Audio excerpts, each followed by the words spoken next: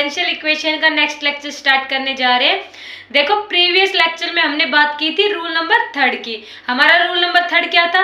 हमने rule number third में पढ़ा कि अगर हमारा 1/f of D square sine A x function हो या फिर कोस ए एक्स फंक्शन हो, तब हम डी स्केयर को किससे रिप्लेस कर रहे थे? माइनस ऑफ ए स्केयर से रिप्लेस कर रहे थे। आज हमारा रूल नंबर 4 है। रूल नंबर 4 में हम क्या बात करने वाले हैं कि जब हमारा 1/f of d e raise to power a x के साथ कोई अलग फंक्शन हो, मतलब e raise to power a x के साथ मल्टीप्लाई में या तो हमारा साइन का फंक्शन हो, कोस का फंक्शन हो या फिर x raise to power n का फंक्शन हो, तब हम क्या करेंगे? तब हम डी को किससे रिप्लेस कर देंगे? डी प्लस ए से रिप्लेस कर देंगे। तो यहाँ पे हेडिंग लगाओ रूल नंबर 4। रूल नंबर 4 क्या है हमारा कि जब हमारा 1/f of d e raise to power a x five x हो, तब हम क्या करेंगे? डी को डी प्लस ए के साथ रिप्लेस कर देंगे। देखो रूल नंबर 4, हमारा रूल नंबर 4 क्या कहता है कि जब हमारा 1/f of d e raise to power a x के साथ कोई फंक्शन हो, मान लो 5x, तो हमारा क्या आएगा? E raise to power a x into में 1/f ऑफ डी प्लस ए, यानी डी हमारा डी प्लस ए के साथ रिप्लेस हो गया। यहाँ पे आएगा 5x। देखो हमने क्या किया यहाँ पे कि जो हमारा डी था ना उसको हमने डी प्लस ए के साथ रिप्लेस कर दिया, और हमारा 5x कौन से फंक्शन हो सकते हैं? साइन ए एक्स हो सकता है, कोस ए एक्स हो सकता है, या फिर x raise to power n. मतलब अब तक हमने जो रूल पढ़े वो फाई की वैल्यू हो सकती है, जिसमें हमने साइन को कोस की बात की थी प्रीवियस वाले में। रूल नंबर 2 में x raise to power n की बात की थी हमने, है ना, और e raise to power a x तो इसमें आ ही रहा है। तो देखो ये आया कैसे, इसका प्रूफ देखते हैं हम एक बार, है ना, कि जब तक है ना प्रूफ ना मिले तब तक किसी बात पे हम यकीन ही नहीं करते, है ना। तो देखो प्रूफ बताती हूँ आपको कैसे आए। देखो हमारे पास डी निकालना है हमें, डेरिवेटिव फंक्शन क्या है? E raise to power a x और 5x, ये हमारा क्या है? फंक्शन है ना। अब इसका निकालना है हमें डेरिवेटिव, तो u इंटू वी से निकालेंगे। ये दोनों किस में आपस में मल्टीप्लाई में है ना, तो u इंटू वी मतलब first function same e raise to power a x, second का डेरिवेटिव यानी डी किसका? डी ऑफ 5x का,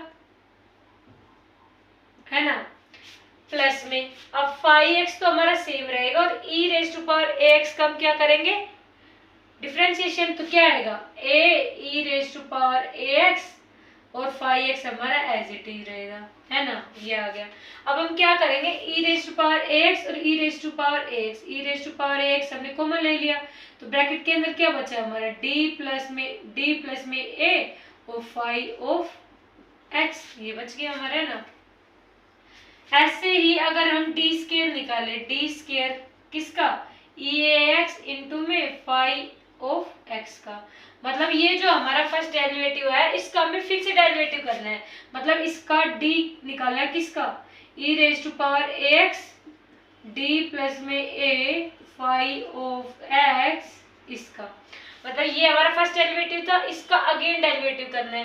तो करो अगेन डेरिवेटिव, तो d square e raise to power a x into में 5x इजकल टू, देखो अब ये पूरा हमारा एक फंक्शन, ये एक फंक्शन है ना, तो फर्स्ट फंक्शन हमारा सेम रखते हैं हम, e raise to power a x same है, इसका डिफरेंशिएशन करेंगे तो क्या हो जाएगा? डी स्केयर प्लस में ए डी 5x, है ना, प्लस में अब हम क्या करेंगे? ये वाला सेम और इसका differentiation, e raise to power a x का डिफरेंशिएशन यानी a e raise to power x, और ये हमारा सेम आ जाएगा कि d प्लस में a 5x हमारा सेम आ गया, है ना।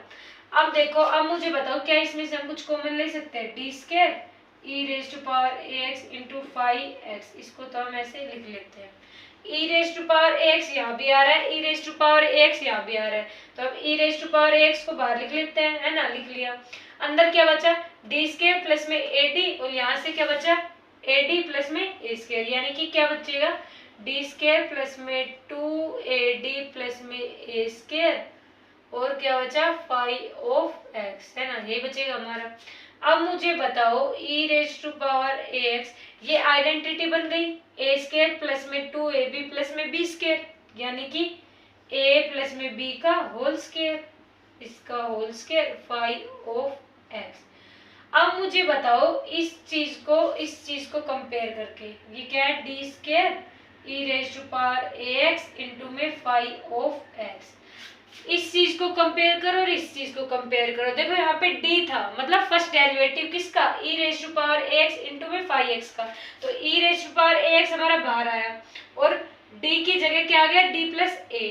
अब d स्केयर में देखो आप लोग, e raise to power ax 5x का करना था, e raise to power ax हमारा बाहर आ गया, d स्केयर किससे रिप्लेस हो गया, d प्लस a का होल स्केयर से 5x। तो हम ऐसे लिख सकते हैं कि d raise to power n e raise to power a x five x, क्या हम इसको e raise to power a x d plus में a की whole power n five x लिख सकते हैं, नहीं लिख सकते, बिल्कुल लिख सकते हैं। किसी को कोई तकलीफ, देखो किसी को कोई दुख तकलीफ नहीं होनी चाहिए। क्यों नहीं होनी चाहिए, देखो यहाँ पे d को हम d प्लस a से रिप्लेस कर रहे हैं, कब, जब हमारा 1/f of d e raise to power x के साथ सम फंक्शन फाइव एक्स हो। ये फाइव क्या हो सकता है, sine x, cos x, x raise to power n वगैरह एक्सेट्रा, ये फंक्शन हमारे हो सकते हैं ना। तो हमने डी को डी प्लस ए से रिप्लेस कर दिया, ई रेज टू पावर एक्स हमारा आ गया और पीछे 5x बच गया। तो इसका हमने प्रूफ पढ़ा। प्रूफ हमने कैसे पढ़ा कि हमने फर्स्ट डेरिवेटिव किया e raise to power ax into 5x का, u into v product rule apply करके, तो ये आया। फिर ऐसे हमने सेकंड डेरिवेटिव निकाला। इन दोनों को कंक्लूड करके हमने देखा कि जब हम फर्स्ट डेरिवेटिव निकाल रहे थे तो d के साथ d प्लस a आ रहा था, e raise to power x बाहर आ रहा था। d स्क्वायर निकाला तो d प्लस a के साथ स्क्वायर आ गया, e raise to power x बाहर आ गया। तो जब d raise to power n हो तो e raise to power x तो बाहर आएगा, लेकिन d प्लस a की पावर n आ जाएगी, है ना। तो यहाँ से क्या हुआ कि हमारा f of d e raise to power ax into 5 of x, है ना।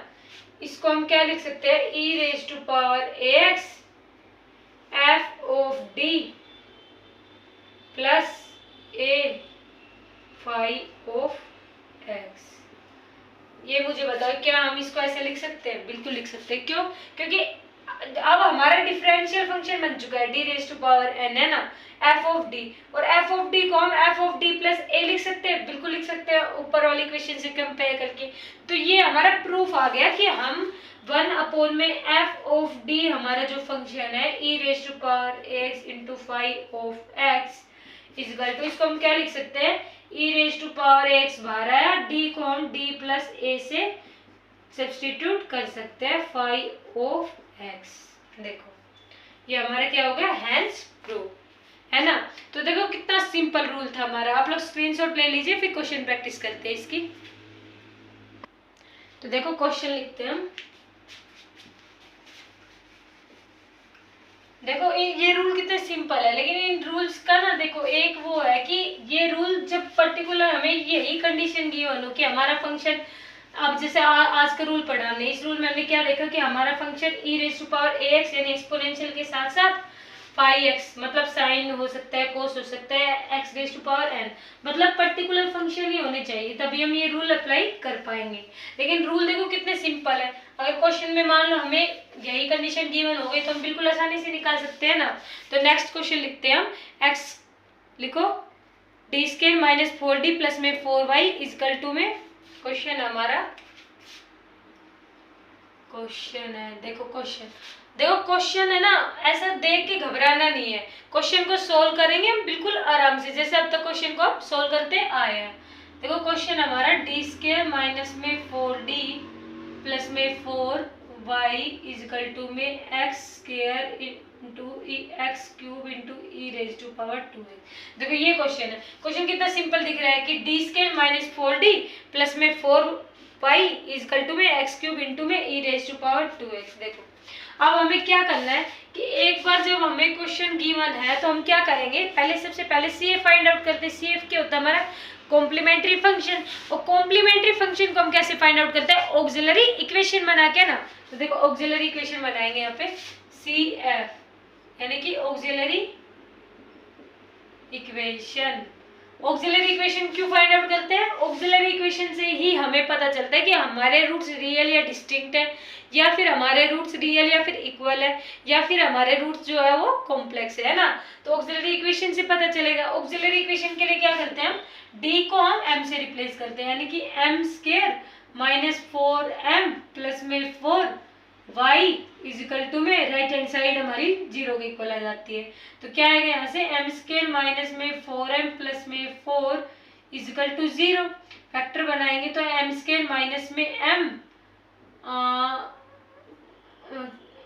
स्क्वायर माइनस में, देखो 1 और 4 फैक्टर बनेंगे ना हमारे, तो ये प्लस का 1m आएगा, ये यहाँ पे माइनस का 4m प्लस में 4 इजकल टू 0। अरे सॉरी, ऐसे लिख लो ना इसको, एम स्क्वायर माइनस में 2m माइनस में 2m प्लस में 4 इजकल टू 0। देखो कैसे पता चला हमें ऐसे फैक्टर बनाने, हम क्या करते हैं a इंटू सी करते हैं, a की वैल्यू क्या है 1, c की वैल्यू क्या है 4, तो 1 इंटू 4 किया तो क्या है 4। अब 4 को हमें ऐसे फैक्टराइज करना है कि इनका प्लस, फैक्टराइज का प्लस या माइनस इस b के इक्वल आए, यानी कि फैक्टराइज करेंगे यानी 1 इंटू 4 या फिर 2 इंटू 2 है ना। अब 1 इंटू 4 मैंने करके देखा तो 1 और 4 लिख रहे थे तो बन रहा था -4, नहीं बन रहा था, लेकिन 2 और 2 लिखा हमने, यानी -2 और -2 लिखा, तो -2 क्या हुआ -4m, और -2 की मल्टीप्लाई करेंगे तो क्या आएगा +4, हमें +4 ही चाहिए था। तो देखो फैक्टराइज तो आई थिंक सबको आता होगा है ना, ग्रेजुएशन का सिलेबस पढ़ रहे हैं तो हम फैक्टराइजेशन तो सबको आना ही चाहिए। तो देखो यहाँ से फैक्टर बनाएंगे तो क्या आएगा m-2, और यहाँ पे क्या आएगा, फिर से m कॉमन ले लेंगे, यहाँ से 2 कॉमन ले लेंगे, m-2 इजकल टू में 0, यानी m-2 और m-2 इजकल टू में 0, यानी कि m-2 का होल स्क्वायर इजकल टू 0, यानी m इजकल टू में +2 और m इजकल टू +2। मतलब हमारे रूट्स कैसे हैं, रियल एंड इक्वल। मतलब हमारे रूट्स, हमने देखो इसको सोल्व किया ऑक्सिलरी इक्वेशन को, मैं सीधा भी करवा देती लेकिन कईयों को फिर समझ नहीं आएगा कि कैसे रूट्स बने। तो फैक्टराइजेशन भी मैंने आपको बता दिया, हम फैक्टराइज कैसे करते हैं, वैसे आना चाहिए सबको। तो देखो m square minus 4m plus 4y equal to 0, ये हमारी ऑक्सिलरी इक्वेशन, इसके रूट्स फाइंड आउट किए तो रूट्स हमारे आए +2 और +2, यानी रूट्स हमारे रियल एंड इक्वल। तो अब कम्प्लीमेंट्री फंक्शन CF की वैल्यू क्या आएगी जब हमारे रूट्स रियल और इक्वल हो, तो C1 प्लस में C2x e raise to power mx, यही बनता है हमारा है ना। तो CF की वैल्यू यहाँ से लिख देंगे हम, C1 प्लस में C2x e raise to power m की वैल्यू क्या है 2x, ये हमारे क्या आ गई CF की वैल्यू, यानी कॉम्प्लीमेंट्री फंक्शन की वैल्यू। अब सेकंड काम क्या है हमारा, हमारा सेकंड काम है पर्टिकुलर इंटीग्रल को फाइंड आउट करना। मतलब पर्टिकुलर इंटीग्रल को हम कैसे फाइंड आउट करेंगे, तो देखो पर्टिकुलर इंटीग्रल को फाइंड आउट करने का सीधा सा तरीका है, क्या तरीका है, y को इधर रखो, बाकी सारी टर्म को राइट हैंड साइड में भेज दो। मतलब y इजिकल टू में 1 में d square minus 4d plus 4 into में x³ इंटू में e raise to power 2x। अब मुझे बताओ क्या है हमारा क्वेश्चन, 1 में f of d e raise to power ax into 5 of x इस टर्म में है, और इस टर्म में हो तो हम क्या लिखते हैं e raise to power ax into में 1 में f of d plus a 5 of x। अब तुम ध्यान से कंपेयर करो आप लोग, अब मुझे बताओ कि क्या ये फॉर्म इस फॉर्म में है कि 1 में f ऑफ d, 1 में f ऑफ d, d की फॉर्म में तो है e raise to power ax, e raise to power ax, a की वैल्यू यहाँ पे 2 है, इंटू में 5 ऑफ x इंटू में x³। मैंने पहले ही बताया था ये 5 हमारा sin ax या फिर cos ax या फिर हमारा x raise to power n हो सकता है ना। तो यहाँ पे x रेज टू पावर 3 है, तो मतलब ये फॉर्म हमारी इस फॉर्म में एग्जिस्ट कर रही है। तो क्या हम ये रूल अप्लाई कर सकते हैं, बिल्कुल कर सकते हैं। तो रूल अप्लाई करो, तो y इजिकल टू में देखो कैसे इस पे रूल कैसे अप्लाई करना है, e raise to power ax को बाहर लिखो, e raise to power ax को हमने क्या किया बाहर लिखा, फिर 1 में f of d plus a यानी कि into e raise to power ax, e raise to power ax यानी कि a की वैल्यू क्या है यहाँ पे 2 है ना, e raise to power 2x है इंटू में 1 अपॉन में। अब ये पे f ऑफ d प्लस ए, मतलब d की वैल्यू d प्लस ए से रिप्लेस करनी है, और a क्या है हमारे यहाँ पे, a आपको दिख ही रहा होगा, a इक्वल टू 2 है यहाँ पे, है ना। तो हम क्या करेंगे, d को d प्लस में 2 का होल स्क्वायर माइनस में 4 इंटू में d को फिर से d प्लस में 2 है ना, प्लस में 4, तो यहाँ पे क्या बचेगा हमारा x क्यूब। अब मुझे बताओ इसको हम सोल्व कर सकते हैं, बिल्कुल सोल्व कर सकते हैं। सोल्व करेंगे क्या आएगा, देखो सोल्व करेंगे, आइडेंटिटी ओपन करेंगे, डी स्क्वायर प्लस में 4 प्लस में 4d माइनस में, अब इसको सोल्व करेंगे तो माइनस 4d माइनस का 8 प्लस का 4x क्यूब, सारी टर्म देखो आपस में कैंसिल आउट हो जाएगी, क्या बचेगा हमारा केवल d स्क्वायर, यानी y इजकल टू में e raise to power 2x into में 1 बाई डी स्क्वायर, किसका, x क्यूब का। अब मुझे एक बात बताओ, इतना सोल्व करने के बाद हमारा d क्या होता है, d बाई डी एक्स है ना, और जब हमारा d बाई डी एक्स मतलब differentiation with respect to x मतलब डिफरेंशियल ऑपरेटर है, तो 1 बाई डी क्या हो जाएगा हमारा इंटीग्रेशन। भाई जाहिर सी बात है कि d हमारा डिफरेंशियल ऑपरेटर है, तो d का 1 बाई डी मतलब d का रिवर्स क्या हो जाएगा हमारा इंटीग्रेशन। तो हम क्या करेंगे, y इजकल टू में e raise to power 2x into में 1 बाई डी, ऐसे लिख लिया 1 बाई डी, मतलब डी स्क्वायर को हमने एक डी यहाँ पे लिख लिया, और एक डी हमारा क्या बन रहा है इंटीग्रेशन, तो x 4 बाई 4 बन जाएगा। भाई देखो डी स्क्वायर था, 1 बाई डी स्क्वायर मतलब 2 टाइम्स इंटीग्रेशन, तो एक बार इंटीग्रेशन किया तो एक डी तो यहाँ पे आएगा, और एक बार इंटीग्रेशन किया एक्स क्यूब का क्या है x raise to power 4 by 4। अब एक बार फिर से इंटीग्रेशन करना पड़ेगा, क्यों, क्योंकि 1 बाई डी स्क्वायर था, तो e raise to power x into में x raise to power 5 upon में नीचे भी क्या आएगा 5 आएगा, और 4 ऑलरेडी था, तो कितना आ जाएगा 20। ये हमारी वैल्यू है e raise to power x into x raise to power 5 by 20। तो क्या हम y निकाल सकते हैं, y क्या है हमारा, मतलब कंप्लीट सॉल्यूशन pi प्लस में cf। तो क्या अब हम यहाँ से y की वैल्यू लिख सकते हैं, बिल्कुल y की वैल्यू लिख सकते हैं, क्या आएगी, pi की वैल्यू क्या निकाली हमने, और cf की वैल्यू हमारी c1 प्लस में c2x into e raise to power 2x plus में पर्टिकुलर इंटीग्रल की वैल्यू क्या आई है e raise to power 2x into x raise to power 5 by में 20। तो ये हमारा क्या निकल के आ गया कंप्लीट सॉल्यूशन। क्वेश्चन हमारा क्या था, D square minus 4d plus में 4 y is equal to x cube into में e raise to power 2x। क्या किया हमने, कंप्लीमेंट्री फंक्शन फाइंड आउट करना पड़ेगा, क्यों, कंप्लीट सॉल्यूशन के लिए। ऑक्सिलरी इक्वेशन बनाएंगे, पता चला रूट्स हमारे रियल और इक्वल है, उसके लिए हमने CF की वैल्यू लिख दी। ये CF की वैल्यू हम कैसे लिखते हैं, इसका मैंने अलग से लेक्चर बनाया हुआ है, आप लोग वो लेक्चर देख सकते हो, किसी को समझ ना आया हो तो। पर्टिकुलर इंटीग्रल निकाल लेंगे, पर्टिकुलर इंटीग्रल के y को एक तरफ लिखा, बाकी सारे टर्म को एक तरफ भेज दिया, है ना यहाँ पे। फिर हमने क्या किया, हमने इस फॉर्म में चेक किया कि क्वेश्चन हमारा गिवन फॉर्म में है भी या नहीं, तो इस फॉर्म में चेक किया तो हमें इस फॉर्म में मिल गया, तो हमने क्या किया, यहाँ पे d को d प्लस ए से रिप्लेस कर दिया, d को d प्लस ए से रिप्लेस किया, सोल्व किया, पर्टिकुलर इंटीग्रल की वैल्यू आ गई, कंप्लीट सॉल्यूशन हमने यहाँ पे लिख दिया।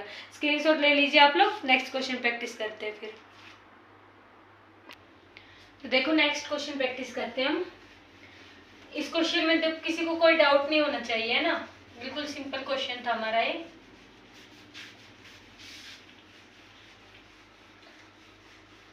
देखो अभी कई बच्चे हैं ना, उनको प्रॉब्लम आ रही होगी समझने में, लेकिन धीरे धीरे आप लोग जैसे जैसे प्रैक्टिस करते जाओगे ना, तो आपको समझ में आता चलेगा। जैसे आज जो पढ़ा उसका अपने आज ही प्रैक्टिस कर लो, मैं हमेशा यही बोलती हूँ, ताकि फिर काम है हमारा ऐड अप ना हो, क्योंकि एक बार भी जब बहुत सारा काम ऐड हो जाएगा ना, तो फिर समझ नहीं आएगा कैसे कवर अप करें। तो नेक्स्ट क्वेश्चन लिखते हैं हम, क्वेश्चन लिखो।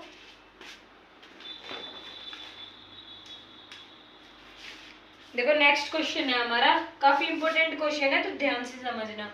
डी स्केयर वाई अपॉन में d x square minus 2dy by में d x plus y equal to x E raise to power x into में साइन ऑफ एक्स। देखो ये क्वेश्चन है हमारा, है ना। देखो हमारा क्वेश्चन क्या है कि डी स्केयर वाई अपॉन में d x square minus 2 dy by d x plus में y is equal to x E raise to power x into में साइन ऑफ एक्स। तो देखो हमें क्वेश्चन देखते ही घबराना नहीं है। एक तो क्वेश्चन देखा हमने, हमें क्या करना है सबसे पहले तो देखो ये D by d x square वाली फॉर्म में है, इसको डिफरेंशियल ऑपरेटर की फॉर्म में चेंज करो, मतलब कैपिटल डी वाली फॉर्म में। कैपिटल डी किसके इक्वल होता है, डी बाई डी एक्स, मतलब डिफरेंशियल ऑपरेटर फॉर्म होती है ना, तो इसको इस फॉर्म में लिखो। तो लिखेंगे तो क्या आएगा, d square y minus 2 d y plus y equal to x E raise to power x into में साइन ऑफ एक्स, ये आएगा। यहाँ से हम y कॉमन ले सकते हैं तो क्या आएगा, डी स्केयर माइनस में 2d प्लस में 1 y इजिकल टू में x into e raise to power x into में साइन ऑफ x। देखो क्वेश्चन जैसे जैसे बोलता जाए ना, जैसे जैसे क्वेश्चन की रिक्वायरमेंट है वैसे ही क्वेश्चन को सोल्व करते जाओ। अब क्वेश्चन में हमने देखा D by d x form में था, लेकिन हमें किस में चाहिए, डिफरेंशियल ऑपरेटर फॉर्म में। क्यों चाहिए, क्यों, आपका क्यों स्ट्रॉन्ग होना चाहिए ना, चाहे लाइफ हो चाहे क्वेश्चन हो, तो क्यों स्ट्रॉन्ग होगा तो हम किसी भी सिचुएशन को आसानी से सोल्व कर पाएंगे, चाहे क्वेश्चन हो या फिर कोई प्रॉब्लम हो। तो देखो हमें क्यों चाहिए, ताकि इससे हम ऑक्सिलरी इक्वेशन को इजीली फाइंड आउट कर पाए। क्यों, क्योंकि ऑक्सिलरी इक्वेशन जब हम सी एफ फाइंड आउट करते हैं तो डी को किससे रिप्लेस करते हैं, हम एम से। हमें डी तो गिवन था ही नहीं, फिर हम कंफ्यूज होते। मैं तो सीधा भी डायरेक्ट भी लिख देती, लेकिन अभी जो जिन्होंने पढ़ा नहीं है, फर्स्ट टाइम पढ़ रहे हैं, उनको फिर कंफ्यूजन हो जाएगा, इसलिए मैंने डिफरेंशियल ऑपरेटर फॉर्म में पहले इसको लिखा। अब हम निकालेंगे यहाँ से C F complementary function, first condition. अब इसके लिए क्या करना पड़ेगा, हमें ऑक्सिलरी इक्वेशन फाइंड आउट करनी पड़ेगी। ऑक्सिलरी इक्वेशन के लिए क्या करते हैं, हम डी को एम से रिप्लेस करते हैं, यानी कि एम स्क्वायर माइनस में 2m प्लस में 1 इजकल टू में राइट हैंड साइड हमारी 0 और ये y उधर जाएगा तो 0 बन जाएगा। फैक्टर बनाएंगे यहाँ से, तो एम स्क्वायर माइनस में m minus m plus 1 equal to 0, m minus 1 का whole square equal to 0, m की वैल्यू क्या आएगी +1 और +1। मतलब हमारे रूट्स कैसे आए, रियल और इक्वल। हमारे रूट्स कैसे आए, रियल प्लस में इक्वल हमारे। और जब हमारे रूट्स रियल और इक्वल आए तब हमारे CF की वैल्यू क्या होती है कि C1 प्लस में C2x इंटू में e raise to power mx, m की वैल्यू क्या है 1, तो ये क्या जाएगा 1x। तो हमारा एक काम खत्म हो गया कि एक काम हमारा क्या काम था कि हमारा CF की वैल्यू फाइंड आउट करने का। क्यों, क्योंकि कंप्लीट सॉल्यूशन हमारा क्या होता है, CF प्लस में पर्टिकुलर इंटीग्रल। तो अब सेकंड पार्ट हमारा क्या बचा, पर्टिकुलर इंटीग्रल को फाइंड आउट करना, पर्टिकुलर इंटीग्रल की वैल्यू को फाइंड आउट करना। तो PI की वैल्यू फाइंड आउट करने के लिए हम क्या करते हैं, y को एक तरफ लिखते हैं, बाकी सारे टर्म्स को अपोजिट साइड, y को यहाँ पे लिखा, बाकी सारे टर्म को दूसरी साइड भेज दो, यानी 1 अपॉन में d square minus 2d plus में 1, यहाँ पे क्या आएगा x e raise to power x sine x। अब मुझे बताओ क्या जो हमारा क्वेश्चन इस फॉर्म में बन रहा है, 1 अपॉन में f of d e raise to power x into में फाई ऑफ x, इस फॉर्म में बन रहा है या नहीं बन रहा। देखो गौर से कि f ऑफ d का फंक्शन है, बिल्कुल है। E raise to power ax का फंक्शन है, और x साइन x, ये हमारे किसकी वैल्यू है, फाई ऑफ x की वैल्यू है ना। क्या पे x की पावर कितनी है 1, मैंने पहले ही बताया था। फाई x हमारा क्या हो सकता है, x raise to power n sine x cos x, ये हो सकता है, और दोनों का कॉम्बिनेशन भी हो गया यहाँ पे, है ना। तो देखो अब हम क्या करते हैं इन सिचुएशन में, y इक्वल टू, हम क्या करते हैं जब हमारी ये फॉर्म बन जाते हैं, e raise to power x को आगे ले आते हैं, यानी ई रेज टू पावर 1x को हमने आगे लिख लिया, इंटू में 1 अपॉन में। अब यहाँ पे हम d को किससे रिप्लेस करते हैं, d को हम रिप्लेस करते हैं d प्लस a से, है ना। अब a की वैल्यू यहाँ पे कितनी है हमारी 1 है, देखो 1x है ना। तो पहले तो मुझे ये बताओ, ये D square minus 2d plus 1 है, इसको हम क्या लिख सकते हैं, d माइनस 1 का होल स्क्वायर लिख सकते हैं, नहीं लिख सकते। पहले मुझे ये बताओ आप लोग, x साइन x। देखो a square minus 2ab plus में b स्क्वायर, आईडी बन गई किसकी, a माइनस b का होल स्क्वायर की, तो मैंने यहाँ पे आईडी लिख दी। अब हम क्या करेंगे, यहाँ पे रिप्लेस डी को रिप्लेस कर देंगे किससे, डी प्लस ए से। क्यों, क्योंकि हमारा क्वेश्चन इस फॉर्म में हमें बनता दिख गया, तो इस फॉर्म में दिख गया तो हम यहाँ पे रूल नंबर 4 अप्लाई कर देंगे। रूल नंबर 4 अप्लाई किया तो y इजकल टू में e raise to power 1x into में 1 अपॉन में d प्लस 1, डी को d प्लस 1 से रिप्लेस किया, -1 का whole square x sine of x, 1 से 1 कट गया तो हमारा क्या आया, y इजकल टू में e raise to power x into में 1 बाई में डी स्क्वायर किसका, x साइन x का। अब मुझे बताओ क्या ये क्वेश्चन हम सोल्व कर सकते हैं, बहुत आसानी से बिल्कुल सोल्व कर सकते हैं। क्यों, क्योंकि हमें पता है क्या कि 1 डी क्या होता है हमारा, पहले बताओ डिफरेंशियल ऑपरेटर यानी डी बाई डी एक्स, तो 1 बाई डी क्या हो जाएगा हमारा, इंटीग्रेशन हो जाएगा, है ना। क्यों, क्योंकि डिफरेंशिएशन का अपोजिट इंटीग्रेशन होता है। क्लास 12th में हम बहुत अच्छे से ये चीजें पढ़ चुके हैं, तो मैं आपको बता रही हूँ, बस समराइज करा रही हूँ कि डी का अपोजिट क्या होता है हमारा, इंटीग्रेशन। तो डी स्क्वायर है तो हम इसको क्या करेंगे, हम पहले लिखते हैं y इजकल टू में e raise to power x into में 1 अपॉन में d, मतलब एक इंटीग्रेशन तो एज इट इज रहने देते हैं, एक इंटीग्रेशन करेंगे किसका, x इंटू में साइन x का, को किससे सोल्व करेंगे, कौन से मेथड से, आइलेट लगा के सोल्व करेंगे। अब आइलेट मेथड भी हम क्लास 12th में पढ़ चुके हैं। आइलेट मेथड में हम क्या करते हैं, y इजकल टू में e raise to power x, ये इसको तो एज इट इज लिख लो, है ना। आइलेट में हम क्या करेंगे, अब 1 बाई डी है इसको भी लिख लो एज इट इज। आइलेट में हमारा क्या होता है, मैं लिख देती हूँ फिर भी, कि फर्स्ट फंक्शन हमारा होता है same, first function same, integration of second minus integration derivative of first और इंटीग्रेशन ऑफ सेकंड, ये हमारा होता है आइलेट। आइलेट क्या, फर्स्ट फंक्शन हमारा same, integration of second minus integration derivative of first, integration of second. हमें अब कैसे पता चलेगा x इंटू साइन एक्स में हमारा फर्स्ट फंक्शन कौन सा है, सेकंड फंक्शन कौन सा है, आइलेट। देखो आइलेट मतलब लोगरिथमिक अलजेब्रिक ट्रिग्नोमेट्रिक एक्सपोनेंशियल, है ना। तो यहाँ पे लगाओ x क्या हमारा अलजेब्रिक और साइन एक्स क्या हमारा ट्रिग्नोमेट्री, तो अलजेब्रिक x हमारा फर्स्ट पहले आ रहा है, और ये क्या हुआ हमारा फर्स्ट फंक्शन, और ये क्या हुआ हमारा सेकंड फंक्शन, है ना। तो अब हमारा आइलेट लगाया यानी फर्स्ट फंक्शन सेम, x हमारा सेम, first function same, into integration of second, sine x का इंटीग्रेशन, साइन x का डिफरेंशिएशन प्लस कोस x आता है, लेकिन साइन x का इंटीग्रेशन हमारा माइनस कोस x आता है, तो यहाँ पे क्या आएगा माइनस कोस x आया। First function same, integration of second कर दिया minus integration derivative of first, x का डेरिवेटिव कितना आएगा 1, integration of second sine x का फिर से इंटीग्रेशन करेंगे तो क्या आएगा माइनस ऑफ कोस x। तो अब हम इसको सोल्व करके लिखेंगे तो क्या आएगा y इजकल टू में e raise to power x into में 1 अपॉन में d x minus x cos x, ये हमारा क्या बन जाएगा। अब मुझे बताओ इंटीग्रेट करेंगे किसका, माइनस कोस एक्स का, कोस एक्स का इंटीग्रेशन क्या आता है प्लस साइन, और ये माइनस क्या बना देंगे प्लस, और इंटीग्रेशन कोस एक्स का क्या आया साइन एक्स आ गया, इतना हमारा आ गया। अब मुझे बताओ कि हमने एक बार इसका क्या कर लिया इंटीग्रेशन कर लिया किसका, x इंटू में साइन एक्स का, लेकिन एक इंटीग्रेशन तो अब भी बच रहा है तो इसका अगेन इंटीग्रेशन करेंगे, तो y इजिकल टू में e raise to power x।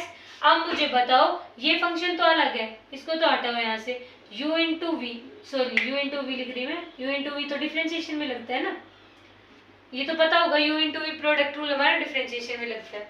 और यहाँ पे जब हमें मल्टीप्लाई में कोई टर्म दिख रही हो तो हम यहाँ पे आइलेट लगाते हैं, तो ये हमारा क्या बनेगा फर्स्ट फंक्शन, फिर से ये हमारा सेकंड फंक्शन। क्यों, क्योंकि x हमारा अलजेब्रिक है तो फर्स्ट कोस x हमारा क्या है ट्रिग्नोमेट्रिक, बाद में आता है तो हमारा सेकंड फंक्शन। तो यहाँ पे हम फिर से आइलेट लगाएंगे, आइलेट लगाए तो हमारा क्या होगा फर्स्ट फंक्शन सेम, मतलब माइनस एक्स हमारा सेम, first function same, integration of second, cos x का इंटीग्रेशन क्या आएगा sine x, minus integration derivative of first यानी कि माइनस एक्स का डेरिवेटिव क्या आएगा -1, तो ये +1 बन जाएगा ना।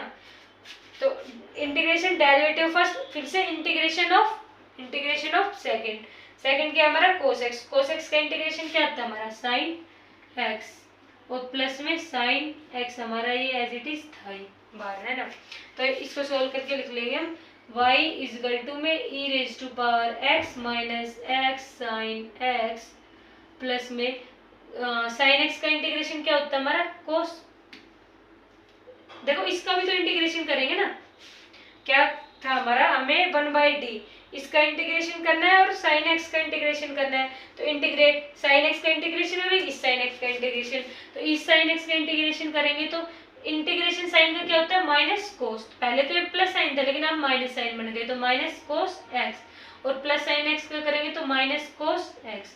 ये हमारा क्या आ गया निकल के पर्टिकुलर इंटीग्रल। इस पर्टिकुलर इंटीग्रल को हम फर्दर सोल्व कर सकते हैं, लिख सकते हैं कि y इजकल टू में e raise to power x minus x sine x minus में 2 टाइम्स ऑफ कोस x। लिख सकते हैं नहीं लिख सकते, बिल्कुल लिख सकते हैं। हमारी किसकी वैल्यू आ गई पर्टिकुलर इंटीग्रल की।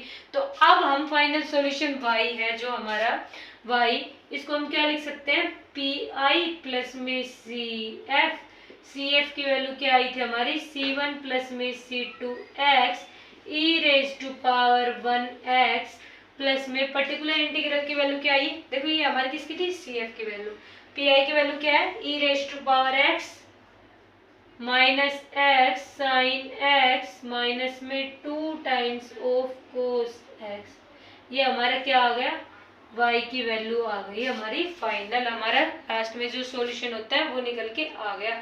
तो हमारा क्वेश्चन देखो, ये क्वेश्चन इंपॉर्टेंट था क्योंकि काफी एग्जाम में ये क्वेश्चन पूछ चुके हैं, तो क्वेश्चन देख के घबराना नहीं है। देखो क्वेश्चन में क्या था, एक तो सबसे पहले D by d x form में था। अब आप लोग सोचोगे इसकी तो ऑक्सिलरी इक्वेशन बनेगी कैसे, हमने क्या किया फिर इसके लिए, हमें पता था कि डी कैपिटल डी हमारा डी बाई डी एक्स के इक्वल होता है, मतलब डिफरेंशियल ऑपरेटर। तो हमने क्या किया डी स्क्वायर वाई माइनस में 2dy प्लस में Y equal to x E raise to power x into sine X, यहाँ से y कॉमन लिया, ये इसके इक्वल आया। ऑक्सिलरी इक्वेशन फाइंड आउट की किसके लिए, कॉम्प्लीमेंट्री फंक्शन के लिए ऑक्सिलरी इक्वेशन फाइंड आउट की, यहाँ से सॉल्यूशन फाइंड आउट किया, m की वैल्यू +1 आई। cf हमने पता था, हम कॉम्प्लीमेंट्री फंक्शन पता है जब हमारे रूट्स रियल और इक्वल होते हैं उसके लिए यहाँ पे cf की वैल्यू लिख दी। पर्टिकुलर इंटीग्रल के लिए y एक तरफ लिखा, बाकी सारे टर्म्स को राइट हैंड साइड में भेज दिया। इसके बाद हमने चेक किया कि ये फॉर्म हमारे इस फॉर्म में बन रही है या नहीं बन रही, 1/f(d) e raise to power ax into में 5x, इस फॉर्म में बन रही है नहीं बन रही है, हमने देखा बिल्कुल बन रही है। तो हमें यहाँ पे ये जो रूल नंबर 4 था इसको अप्लाई कर दिया कि d को d प्लस a से रिप्लेस कर दिया, मतलब यहाँ पे d माइनस 1 की होल स्क्वायर id बन रही थी, यहाँ पे फिर d को हमने d प्लस 1 से रिप्लेस किया। तो ये हमारा क्वेश्चन को आगे हमने सोल्व किया, तो पी की वैल्यू निकल के हमारे यहाँ पे आ गई। तो y equal to P plus में सी एफ कर दिया हमें, तो y पी की वैल्यू रख दिया, ये सी एफ की वैल्यू और ये हमारी पर्टिकुलर इंटीग्रल की वैल्यू। तो देखो क्वेश्चन कितना सिंपल था। तो आज हमारा लेक्चर इसी पे स्टॉप करते हैं हम। नेक्स्ट लेक्चर हमारा बेस्ड होएगा रूल नंबर 5 पे। रूल नंबर 5 हमारा लास्ट रूल होएगा। इसके बाद हम बात करेंगे general rule for finding particular integral. उसके बाद हम बात करेंगे method of variation of parameter, method of undetermined coefficient, and last में हम बात करेंगे कोची-यूलर इक्वेशन फॉर वेरिएबल फॉर जब हमारे कांस्टेंट वेरिएबल ना हो, मतलब कांस्टेंट कोफिशिएंट ना हो, हमारे कोफिशिएंट वेरिएबल हो, तो मतलब वेरिएबल कोफिशिएंट के लिए।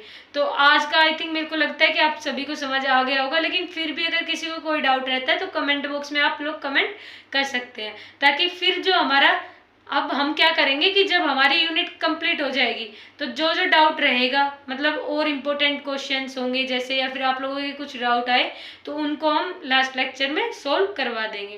तो तब तक के लिए bye, thank you for watching my video, please share and subscribe my channel. देखो आपका चैनल है।